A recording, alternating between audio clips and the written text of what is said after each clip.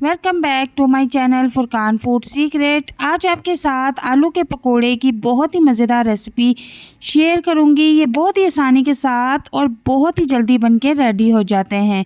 तो चलते हैं रेसिपी की तरफ, स्टार्ट करते हैं। बिस्मिल्लाहिर्रहमानिर्रहीम। अस्सलाम वालेकुम। यहाँ पर मैंने तकरीबन दरमियाने साइज़ के 3 से 4 अदद आलू लिए हैं। इनको मैंने छील लिया है। छीलने के बाद इनको कटिंग करने का तरीका आपको बता देती हूँ कि ना आपने ज़्यादा पतली शेप में ना ज़्यादा मोटी शेप में इनको कटिंग नहीं करना, बल्कि दरमियानी शेप में आपने इनको कटिंग करना है।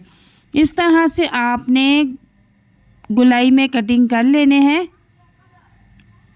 वीडियो में आप देख सकते हैं कि जिस तरह से मैं कटिंग कर रही हूँ बिल्कुल इसी तरीके से आपने भी कटिंग करके रख लेना है और इनको पानी में डिप करके रखना है। बग़ैर पानी के अगर आप इनको रखेंगी तो ये ब्लैक हो जाएंगे। और इसी तरीके से आपने सारे आलू की कटिंग कर लेनी है। यहाँ पर आप देख सकते हैं कि आलू की जो मैंने कटिंग है वो इस तरह से की है। बिल्कुल आपने भी ऐसे ही करनी है, ना ज़्यादा पतले ना ज़्यादा मोटे।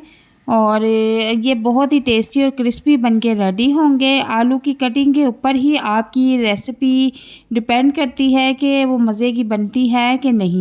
अब यहाँ पर एक बाउल में 1 प्याली बेसन ले लेंगे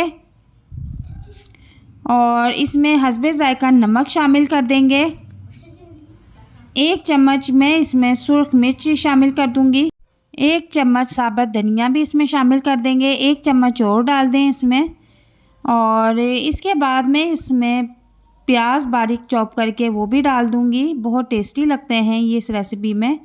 थोड़ी सी मैं इसमें कटिंग की हुई पालक भी डाल दूंगी। पालक को अच्छी तरह से वॉश कर लेना।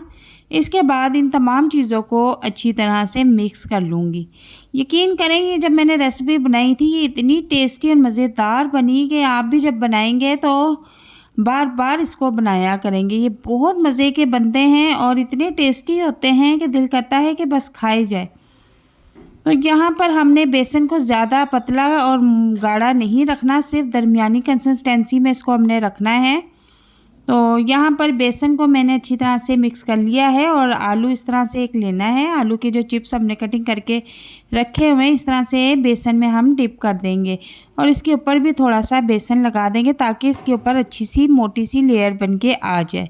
फ्राई पैन में ऑयल गरम कर लेंगे। ऑयल ज़्यादा गरम नहीं करना, नॉर्मल फ्लेम रखना है और इसमें एक एक करके इस तरह से आलू के पकोड़े डालना शुरू कर देंगे। चूल्हे का फ्लेम हमने यहाँ पर नॉर्मल रखना है। नॉर्मल फ्लेम पे ही हम इसको पकाएंगे तो ये क्रिस्पी और मज़ेदार बनेंगे। अगर हमने इसको फुल फ्लेम पे पकाया तो ये ऊपर से तो पक जाएंगे लेकिन अंदर से बिल्कुल कच्चे रह जाएंगे, जो बिल्कुल भी टेस्टी और मज़े के नहीं लगेंगे। तो अब हम इनकी साइड चेंज कर देंगे। एक साइड से इनका बहुत ही खूबसूरत कलर आ चुका है और दूसरी साइड भी हम इनकी चेंज कर देंगे तो वहाँ भी प्यारा सा कलर जैसे ही आ जाएगा तो हम इनको निकाल लेंगे। तो यहाँ पर आप देख सकते हैं कि बहुत ही खूबसूरत गोल्डन कलर आ गया है और बहुत ही क्रिस्पी और मज़ेदार हमारे जो आलू के पकोड़े हैं बनके रेडी हो गए हैं। अब हम इनको फ़िश आउट कर लेंगे और इस तरह से हमने इसको एक चम्मच पे रखते जाना है ताकि इनका एक्स्ट्रा जो ऑयल है वो निकल जाए।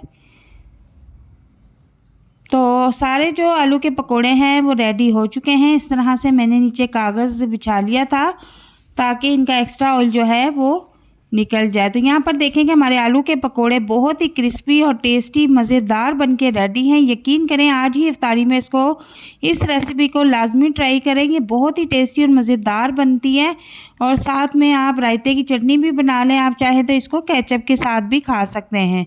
बहुत ही टेस्टी और मज़ेदार रेसिपी है। उम्मीद करती हूँ कि आज की रेसिपी आपको बहुत पसंद आएगी। तो मिलते हैं नेक्स्ट वीडियो में एक नई और मज़ेदार रेसिपी के साथ। तब तक के लिए इजाज़त चाहती हूँ। अपना बहुत सारा ख्याल रखिएगा। अल्लाह हाफिज़।